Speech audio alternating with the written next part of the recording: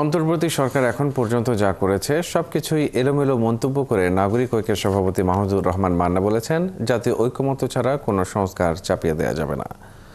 শনিবার প্রেস ক্লাবে আয়োজিত জুলাই আগস্টে গণঅভ্যুত্থান ও প্রবাসীদের ভূমিকা শীর্ষক এক গোলটেবিল বৈঠকে এসব কথা বলেন তিনি। মান্না বলেন, এখন পর্যন্ত যেসব কমিশন গঠন করা হয়েছে সেগুলো সংস্কার করার মতো দক্ষ বিশেষজ্ঞ নেই।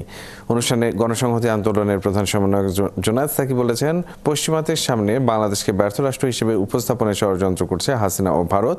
এ সময় তারা দ্রুত নির্বাচনের আয়োজনের দাবি জানান।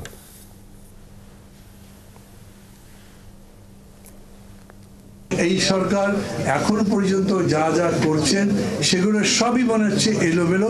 সংস্কার যে করবেন, 10টা কমিশন করেছেন, 10টা কমিশনের দরকার আছে এরকমও না। এই কমিশনগুলো রিপোর্ট দেবে, সেই রিপোর্টগুলো এক একজন এক এক রকমভাবে দেখবেন, কথাবার্তা বলবে, তারপর সমগ্র জাতি এক হলে তবে তো সংস্কার করবেন। জাতীয় ঐক্যমত্য ছাড়া কোনো সংস্কার তো সরকার চাপিয়ে দিতে পারবে না।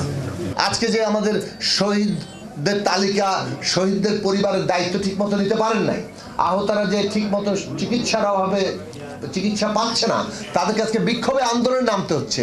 এর চাইতে বিব্রতকর অবস্থা কি হতে পারে এই সরকারের জন্য? যে আন্দোলনের উপর দাঁড়িয়ে, যে রক্তের উপর দাঁড়িয়ে সরকার গঠিত হয়েছে, তারা এখন আমলাতন্ত্র দেখান, লোকবলের অভাব, টাকার অভাব, এগুলো কোনো কিছু আমরা শুনতে চাই না। 3 মাস পার হয়েছে, আপনাদের জবাবদিহিতা করতে হবে।